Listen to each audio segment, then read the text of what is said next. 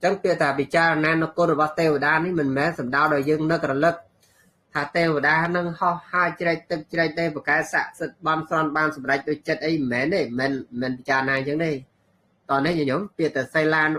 ទេវតានុសតិ នេះ គឺ ពិចារណា ដល់ គុណ របស់ ទេវតា ហើយ យក គុណ ទេវតា មាន ហ្នឹង យើង យក មក ពិចារណា ក្នុង ខ្លួន ចុះ បើ សិន ជា យើង ពិចារណា ទៅ ឃើញ ថា គេ ប្រកាស ទេវតា ហ្នឹង ព្រោះ មាន សទ្ធា មាន សិល ហើយ យើង ពិចារណា ខ្លួន ឯង ទៅ វា អត់ មាន សទ្ធា មាន សិល ផង បៃតិកា ទេ ចឹង បៃតិកា អត់ ទេ ប៉ុន្តែ ទោះ បី ជា យ៉ាង ណា ក៏ ធ្វើ ឲ្យ យើង ភ្ញាក់ ខ្លួន ភ្ញាក់ ខ្លួន ទៅ អាត្មា អញ បើ អត់ មាន សិល អញ្ចឹង អត់ ទៅ កើត ទេវតា ច្បាស់ ជា តើ បាយ អញ្ចឹង ក៏ រក្សា សិល រក្សា សិល តទៅ ទៀត ទេវតានុសតិ ហៅ លើក តទៅ ទៀត ពិចារណា កិលេស ដែល គ្រប សង្កត់ បាន ហើយ សំបី ដោយ សមាបត្តិ រហូត អស់ 60 ឆ្នាំ ខ្លះ 70 ឆ្នាំ ខ្លះ មិន មាន ការ កម្រើក ដូចនេះ ក្តី ញាតិញោម គ្រប់ គ្នា ហ្នឹង បាន យើង អត់ ទាន់ បាន សមាបត្តិ អី ទេ ណា ញាតិញោម យើង ក៏ បាន សមាបត្តិ អី ទេ ប៉ុន្តែ សម្រាប់ លោក អ្នក ដែល បាន គ្រប សង្កត់ កិលេស អ្នក បាន ឈាន ណា បង អ្នក បាន ឈាន ហ្នឹង គឺ ពិចារណា កិលេស ដែល អត់ កើត ព្រោះ គ្រប សង្កត់ បាន ដោយ សមាបត្តិ ហ្នឹង អស់ 60 ឆ្នាំ 70 ឆ្នាំ មិន មាន ការ កម្រើក មិន មាន ការ កម្រើក សមាបត្តិ នេះ គឺ បាន ដល់ ឈាន ណា សមាបត្តិ គ្រប សង្កត់ ដោយ អំណាច នៃ ឈាន ណា បង ហ្នឹង គ្រប សង្កត់ ដោយ អំណាច នៃ ឈាន ដោយ លោក ពោល ថា សមាបត្តិ ណា សង្ខារណា សពតេ សវូបសមេបិ និភតេ សវូបសមេវិយៈ តថា បញ្ញាយ ប្រវត្តិតោ ភាវនា មនសិការោ កិលេសៈ បុក្ខមណៈ សមត្ថោ ហុទ្វា ឧបចារៈ សមាធិ អវហន្តោ តថា រូបបៃតិ សោមនស្សៈ សមនាកតោ បៃតិ សម្ពុជង្កសៈ ឧបតិយៈ ហោតិតិ អហៈ តទៅ ទៀត តកតង នឹង ការ វាចាក បុគ្គល សៅម៉ង ហេតុអី បាន ត្រូវ វាចាក បុគ្គល សៅម៉ង ព្រោះ ធម្មតា បុគ្គល ដែល សៅម៉ង រមែក ដឹកនាំ ឲ្យ យើង នឹង សៅម៉ង ដែរ បង ចឹង ការ សាប គប់ បុគ្គល នឹង ក៏ សំខាន់ ដែរ ញោម ការ សាប គប់ បុគ្គល ណា បើ យើង ទៅ សាប គប់ បុគ្គល អត់ សិល បុគ្គល អត់ ធ្វើ បុណ្យ បុគ្គល ខ្ជិល ច្រអូស បុគ្គល អត់ មាន សទ្ធា តែ យើង អាច ញ៉ាំង បៃតេ កើត ឡើង ព្រោះ អាស្រ័យ បុគ្គល ហ្នឹង ហ៎ ញោម កណា លោកម្ចាស់ អត់ ទេ លោកម្ចាស់ គឺ អត់ ទេ ណា បង គឺ អត់ ទេ ចឹង បាន លោក ពោល ថា ឲ្យ វាចាក នៅ បុគ្គល សៅម៉ង វាចាក នៅ បុគ្គល សៅម៉ង ហើយ លោក ពោល ត ទៀត ថា អ្នក មាន ចិត្ត ល្អក់ ក៏ ល្អក់ ដែល សន្សំ ទុក ពាក្យ តែ ល្អក់ នេះ គឺ មាន ន័យ ថា ប្រកប ដោយ របស់ បុគ្គល នឹង អត់ បាន អប់រំ ចិត្ត ត្រូវ កិលេស បាប អកុសល ទាំង ឡាយ នឹង គ្រប សង្កត់ ចិត្ត នឹង សៅម៉ង មួម៉ៅ ក្តៅ កាហាយ ខឹង ច្រើន ហើយ យើង ទៅ ចិត្ត គាត់ ទៅ យើង ដូច គាត់ ដែរ ចឹង ត្រូវ វាចាក ឲ្យ ឆ្ងាយ កុំ ទៅ សែប គប់ កុំ ទៅ ចិត្ត បុគ្គល បែប ហ្នឹង ណា ញោម ព្រោះ មិន ធ្វើ ដោយ គោរព ក្នុង វេលា ឃើញ បច្ច័យ ដី បុគ្គល សៅម៉ង ហ្នឹង គឺ សំដៅ ដល់ បុគ្គល ដែល អត់ សទ្ធា បុគ្គល អត់ សិល បង ចឹង បុគ្គល អត់ សិល បុគ្គល អត់ មាន សទ្ធា ហ្នឹង ណា គាត់ អត់ មាន ការ គោរព ចំពោះ បច្ច័យ ដី ទេ ណា ឃើញ ពោធិព្រឹក្ស ឃើញ វធេរៈ អី ហ្នឹង លោក ពោល ថា ដូច ឃើញ ល្អង ធូលី លើ ខ្នង លា អញ្ចឹង អត់ មាន ការ គោរព ទេ បង អាច ថា ចោល សម្រាម ចោល អី លើ បច្ច័យ ដី ឃើញ វធេរៈ អី ដើរ មក ក៏ ដើរ ចង្បុក អី ចឹង ណា ដើរ ប៉ះ អី ចឹង ទៅ ហ្នឹង គឺ បុគ្គល សៅហ្មង ណា បុគ្គល អត់ ល្អ ដែល យើង ត្រូវ វាចាក បុគ្គល បែប នោះ ចេញ ទេសនៈ ពោធិ ទេសនៈ ថេរៈ ទេសនេសុ សាងសូចេតលូខភាវេ ពុទ្ធាតិសុ កត្រភៈបដ្ឋេ រចសតិសេ លូខបុគ្គលេ បរិវេចន វច្ចេនតាសាបិ ពុទ្ធាតិសុ បសាតៈពហុលេ មុទុចិត្តេ ព្រោះ មិន មាន សេចក្តី ជ្រះថ្លា គោរព ស្រឡាញ់ ក្នុង ប្រតនត្រ័យ មាន ប្រពុត ជា ដើម ក្តី សាប គប់ បុគ្គល ចឹង បុគ្គល បុគ្គលដោយបានរៀបរាប់បំបញ្ញមិញហ្នឹងគឺត្រូវវាចាណាត្រូវវាចាអញ្ចឹងយើងវាចាដែលបុគ្គលសៅមងបុគ្គលដែលមិនមានសទ្ធានឹងហើយព្រះអង្គឲ្យយើងសាបគប់បុគ្គលដែលបរិសុទ្ធសាបគប់បុគ្គលដែលបរិសុទ្ធយ៉ាងម៉េចញោមគឺសំដៅដល់បុគ្គលអ្នកមានសទ្ធាណាយើងសាបគប់បុគ្គលដែលមានសទ្ធាមានសេចក្តីជ្រះថ្លាក្នុងគុណរតនត្រ័យចេះស្ដាប់ធម៌ចេះឲ្យទានចេះធ្វើបុណ្យចេះដឹកនាំគ្នាធ្វើបុណ្យមានចិត្តបង្អន់ចុះក្នុងរតនត្រ័យមានការជ្រះថ្លាក្នុងពុទ្ធជាដើមណានឹងគឺយើងត្រូវសាបគប់អញ្ចឹងការសាបគប់បុគ្គលបែបហ្នឹងក៏ជាហេតុនាំឲ្យកើតបៃតិដែរបងនាំឲ្យកើតបៃតិបន្តទៅទៀតគឺពិចារណាអត្តសេចក្តីបញ្យល់នៅក្នុងប្រសូតដែលជាទីតាំងនៃសេចក្តីជ្រះថ្លាប្រសូតដែលជាទីតាំងឬក៏ជាហេតុដែលនាំឲ្យកើតសេចក្តីជ្រះថ្លាហ្នឹងដូចជាប្រសូតដែលពរនាអំពីគុណព្រះនិព្វានពរនាអំពីគុណប្រតនត្រ័យពេលណាដែលយើងបានអានបានស្ដាប់បានសិក្សានៅប្រសូតនោះក៏ធ្វើឲ្យចិត្តរបស់យើងនឹងបង្អោនទៅក្នុងគុណព្រះអង្គហើយកើតបៃតិក្នុងអរិយាបថទាំងឡាយដូចយើងរៀនធម៌អញ្ចឹងណាយើងបងយើងរៀនធម៌ពេលខ្លះយើងនឹកឃើញធម៌ដែលយើងបានរៀនហើយអញ្ចឹងទៅសុបាយចិត្តហ្នឹងយើងនឹកឃើញទៅយកមកខ្ញុំរៀនប្រសូតនេះជ្រះថ្លាកើតបៃតិគ្រាន់តែនឹកឃើញហ្នឹងញ៉ាំងបៃតិអេកើតអរិយាបថឈរក្តីអង្គុយក្តីគឺបៃតិក្រមែងកើតទាំងអស់នេះគឺសុទ្ធតែជាហេតុដែលនាំឲ្យបៃតិកើតឡើងនាំឲ្យបៃតិកើតឡើងចឹងយល់បានទេញោមណាបងបន្តទៀតយើងចូលដល់បស្សទ្ធិសម្ពោឆង្គៈហេតុនាំឲ្យកើតបស្សទ្ធិស្អីទៅបស្សទ្ធិគឺសេចក្តីស្ងប់ក្នុងទីនេះមិនមែនស្ងប់សំឡេងស្ងប់អីគឺស្ងប់ចាកកិលេសមិនមានកិលេសជាគ្រឿងរារាំងមិនមានកិលេសដែលជាគ្រឿងធ្វើមិនឲ្យស្ងប់អញ្ចឹងដើម្បីកើតនៅសេចក្តីស្ងប់ដែលជាហេតុនាំឲ្យបានសម្រេចនៅលោកតរៈឬក៏ត្រាស់ដឹងនៅសច្ចធម៌នោះព្រះអង្គព្រះអត្ថកថាលោកលើកត្រង់ពុទ្ធដីកាដែលព្រះអង្គទ្រង់សម្ដែងចំពោះភិក្ខុទាំងឡាយក្នុងសង្យុត្តនិកាយមហាវីរវៈនោះព្រះអង្គសម្ដែងថាម៉េចថាមនាភិក្ខុទាំងឡាយកាយបស្សទ្ធិសេចក្តីស្ងប់កាយពាក្យតែស្ងប់កាយក្នុងទីនេះយើងកុំឲ្យឃើញពាក្យតកាយហ្នឹងយើងសំដៅដល់រាងកាយណាញោមពាក្យតកាយយើងមិនមែនឲ្យតែឃើញកាយហ្នឹងសំដៅដល់រាងកាយទាំងអស់ទេពាក្យតកាយយៈនេះយើងប្រែថាប្រជុំចោះបើសិនជាយើងយល់ន័យថារាងកាយបើយើងនិយាយអំពីរាងកាយពាក្យតកាយយៈហ្នឹងកែថាប្រមោលផ្ដុំប្រជុំចោះហើយបានរាងកាយយើងឈ្មោះតកាយព្រោះរាងកាយនេះចុងសក់ដល់ចុងជើងនេះប្រមោលផ្ដុំប្រជុំចោះដោយធម៌ទាំងឡាយដែលគួរឲ្យតេះដៀលមានលោភៈជាដើមនឹងន័យមួយទៀតឈ្មោះតកាយនឹងព្រោះប្រជុំចោះឬក៏រួបរวมនៅវត្ថុទាំងឡាយដែលគួរឲ្យខ្ពើមរអើមមានសក់ជាដើម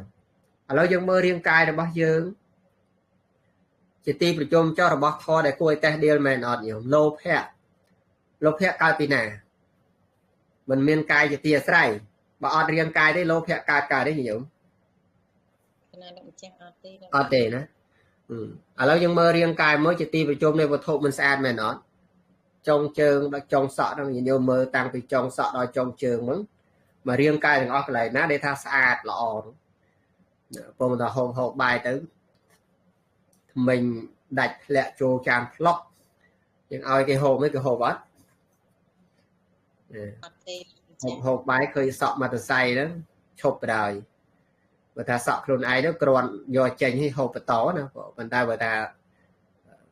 សក់ធ្លាក់ឲ្យយកទៅឲ្យគេហូបទេគេថាយើងមើលងាយគេទៀតណាអញ្ចឹងមករាងកាយហ្នឹងគឺសិតតែជារបស់មិនស្អាតមានសក់ជាដើមញ៉ាំឲ្យឈ្មោះតែកាយដល់ពេលកាយបស្សទ្ធិនេះសេចក្តីស្ងប់កាយនេះមិនមែនស្ងប់កាយរាងកាយនេះទេគឺស្ងប់ចេតសិកស្ងប់ចេតសិក3គឺវេទនាសញ្ញានិងសង្ខារនោះវាអត់មានអត្តចៈវាអត់មានកលេសផ្សេងដែលជាគ្រឿងធ្វើឲ្យចិត្តសឹកហ្នឹងវាអត់ស្ងប់ហ្នឹងបងហើយមួយទៀតចិត្តបស្សទ្ធិគឺសេចក្តីស្ងប់ចិត្តចិត្តបស្សទ្ធិសេចក្តីស្ងប់ចិត្តចឹងបានយើងត្រូវរៀនបល័យញាតិញោម để dân ở chết lấy dân ở được khơi cái những xong đó riêng cài ở được khơi cài nhưng mà những trâu mơ gặt tha mơ đây ca thiệt rồi tên không tin đi bọn xong đây nằm lên vì khổ từng lái cài pa thị thì đây ngọc cái chất là pa thị thì đây ngọc chất nâng miên cả thưa ở tra nổi vô nị xong này cả đã đôi môn đá vừa tục nông chất nó ngoài bàn trầm trứ mình kho tùm nấu bàn trầm trứ mình kho tùm nấu tất cả là thưa chất nâng kho tùm nấu cứ ọt ca thì bà sĩ tham bôi chỉ cả nó ọt ca thì tùm coi chất ở trứ xịt đây ngọc cái nâng xịt đây ngọc chất ní rồi mày cạn là hai lục bò thả vô đi sau nó ska đánh chia hà bây giờ chia hà đấy mới là chia hai đừng ấy chia hai chia hết và bật tử làm mấy cả láng đấy cài pasti nâng chặt ta pasti này cài pasti chặt ta pasti đam toàn cả láng còn mấy cả lángสิ่งใดสงบthì chơi từ sauสิ่งใดสงบthì chân nâng toàn cả láng còn mấy cả láng mình toàn ban pin bò bò nó còn mấy pin bò bò bàn ở đó dân mơ hết hai để nom oi xịt đây ngọc cài ngọc chật nâng cả lá rồi cọ hai để nom oi cái pasti sampo trên cả nâng miên pram pi bạc cá đòi tì muối lục bò làm pi cả sấy rồi cọ cả pra cả bò để phố thì ta sai phôi chôn nó mê thà bò để phố có gì nhớ mình sai nông này xe nhé cứ sai phôi chôn nó mê này thà bò để phố phôi chôn ấy tới phôi chôn cứ đồng bò để cô bò để phố ngày bài tực nông chùm này nó gì nhộm ná chẳng cứ sấy rồi cọ bò để phố nó phôi chôn đai phần nật cho bà dân để dơ bò được phô và ha nôm chùm nấy bài tức nôm chùm nấy đại bò được phô tớ vì bác bò đo cọp bè của viên chư all man riêng ta sẽ đây ngọc cai ngọc chân nâng cả là cái gì ngọc cai ngọc chân nâng cả là đấy và ha bò được phô chẳng biết tha phần nật đấy cứ mấy là ha nâng cái lọ chẳng á vì là bò được phộp tao nó người ta bị chuối như nhóm phần này tạ phôi chỉ nạ xe và nán nó không đầy cá lô tiện thạp phần nật ní cứ lô bò thạp phần này tạ sạp bài á phôi chỉ nạ xe vẹn nạ ta cứ tiện thạp phần này tạ phôi chôn cứ bà nó phôi chôn đa triệt ti sạp bài đo riêng cài tiện thạp phần nật ní mới là phôi chôn đa triệt ti sạp bài đo riêng cái ở đây giờ về class giờ ngọt rọa phôi chôn na đây chỉ ti bài đào riêng cài giờ rọa chính ngành và tụ bay chỉ bò được hộp tàu chư và bò được sau cái phía có bò được hộp đài để sao vì chính ngành gì chẳng hết nào bố mình bọc cọt ra là o bò chính ngành nâng sao tại trâu bò được hộp thì về class con là về class chính ngành bên con té với ở trâu gì mùi riêng cài gì của mình chẳng song khán tòa dân là đi lê thả ta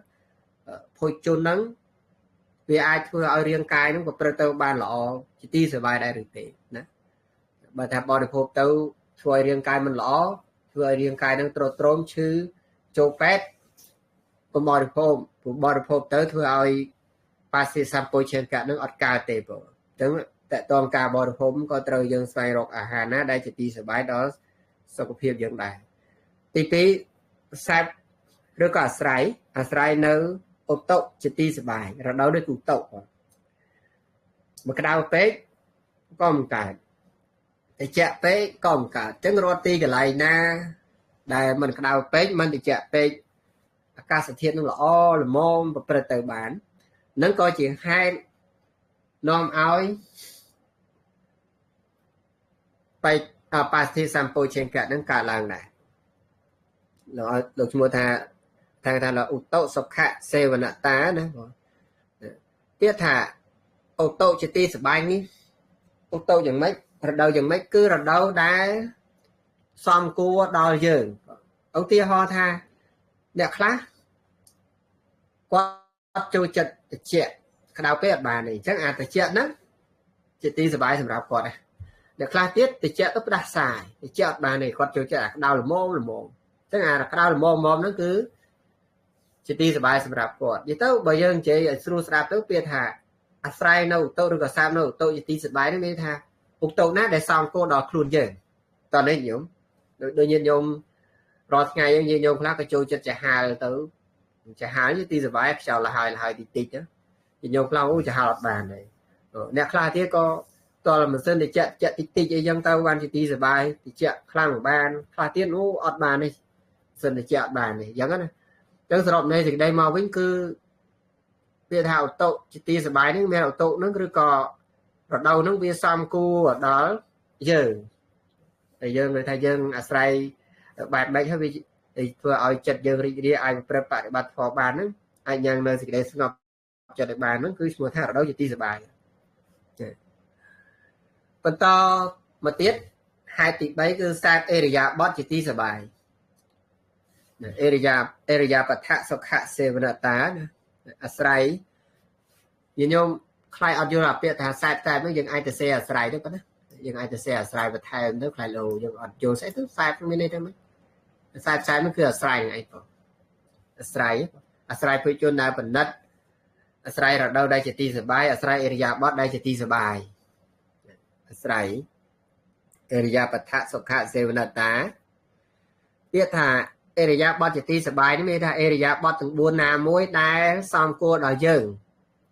តែជាត្រៃយើងចូលចិត្តអង្គុយយើងទៅអង្គុយហ្នឹងវាជាទីសบายដល់យើងណាសម្រាប់ធ្វើឲ្យបាសទ្ធិសេចក្តីស្ងប់ហ្នឹងកើតឡើងតែខ្លះទៀតគាត់ថាអង្គុយអត់សบายទេអត់ដើរចឹងអាដើរហ្នឹងទៅគឺអេរិយាបថទាំង4ហ្នឹងអេរិយាបថណាមួយដែលសំគួរដល់ខ្លួនអេរិយាបថនឹងឯងឈ្មោះថាអេរិយាបថជាទីសบายតោះនេះញោមនៅក្នុងដីកាលោកពោលថាឧតុអេរិយាបថសុខៈកហនេនៈសបាយៈឧតុអេរិយាបថកហណាងតថាពាំងតញ្ញហេតេវិធម្មពេសបាយ៉ាងសេវិយមានណាងកាយសៈកលៈតាបាតៈនវសេនៈចតកលតាំងអវហន្តាំងទុវិធីយពេបសិទ្ធិតាករណាងហោតិអហេតុកាងសតេសុលភមានណាងសុខទុក្ខន្តិអយមេកោអន្តោអរិយាតិវិសមៈហេតុកន្តិបណៈយ៉ាងទុតិយោអេតេឧបោអន្តេអនុបកមៈយថាសកាំងកម្មុណាហោតេតេអយ៉ាងមជ្ឈិមាបរិបត្តិនេះចូលដល់អារម្មណ៍ជាកណ្ដាលឥឡូវយើងចូលដល់ទី4នេះគឺប្រកបភាពជាកណ្ដាលមជ្ឈតប្រយោគតាគឺមជ្ឈតប្រយោគតាគឺថាបុគ្គលអ្នកមានសេចក្តីព្យាយាមនឹងឯងជាកណ្ដាលប្រកបដោយភាពជាកណ្ដាលទី5វាបុគ្គលអ្នកមិនស្ងប់កាយវាបុគ្គលអ្នកមិនស្ងប់កាយបុគ្គលមិនស្ងប់កាយទី6សាបកុបុគ្គលឬក៏អាស្រ័យបុគ្គលអ្នកស្ងប់កាយទី7បង្អោនចិត្តទៅក្នុងបាសទ្ធិឥឡូវយើងមើលសេចក្តីពន្យល់ខាងក្រោមលោកពោលថាពិតណាស់អ្នកចម្រើនឬក៏យោគីវចរអ្នកចម្រើននៅបាសទ្ធិសម្ពោជង្គៈនេះកាលណាបបរភពភោជនជាទីសบายដែលបណ្ឌិតមកចាត់ក្តីសេពអាស្រ័យនៅរដូវជាទីសบายមិនថានឹងរដូវត្រជាក់ឬក្តៅទេអាស្រ័យអេរិយាបថជាទីសบายមិនថាអេរិយាបថ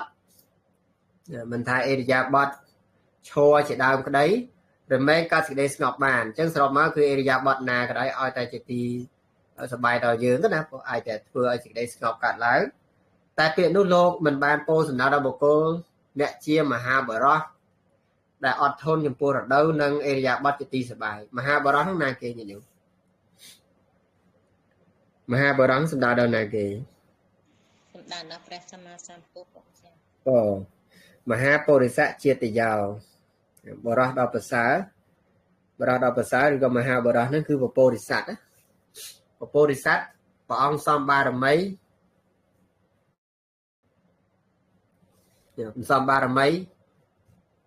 គឺលោកមិនបានរើសដោយប្រតិជនយើងហើយញោមសំបីថា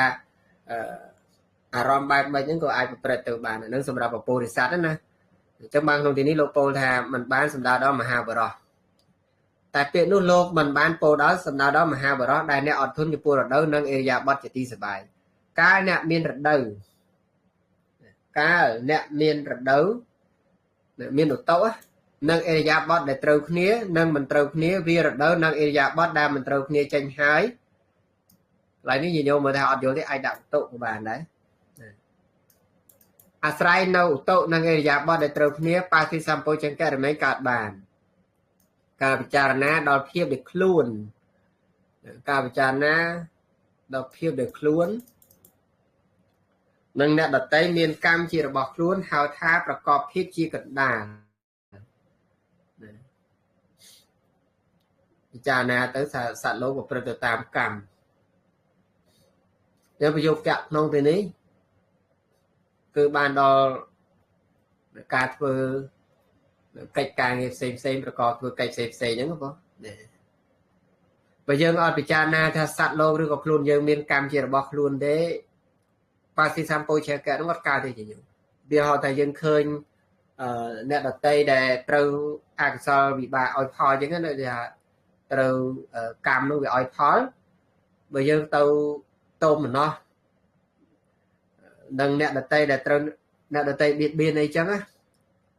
បាសិអត់កើតទេបងឬក៏ខ្លួនយើងនឹងក៏ដោយដែលត្រូវអកុសលវិបាកឲ្យផលអញ្ចឹងទៅបើយើងតោមម្នោះនឹងបច្ចុប្បន្នផលហ្នឹងយើងអត់ពិចារណាថាសត្វមានកម្មជារបស់ខ្លួនទេបាសិសម្ពោជង្គៈនឹងអត់កើតទេព្រោះហេតុអីព្រោះបើសិនឧទាហរណ៍យើងរងទុក្ខលំបាកជួបបញ្ហាអ្វីមួយយើងចេះបន្ទោសអ្នកនេះអ្នកនោះឬក៏បន្ទោសខ្លួនឯងអញ្ចឹងទៅវាធ្វើឲ្យបដិខៈកាត់ឡើងតោមនោះកាត់ឡើងទៅបាសិហ្នឹងសេចក្តីស្ងប់វាអត់កើតទេអញ្ចឹងណា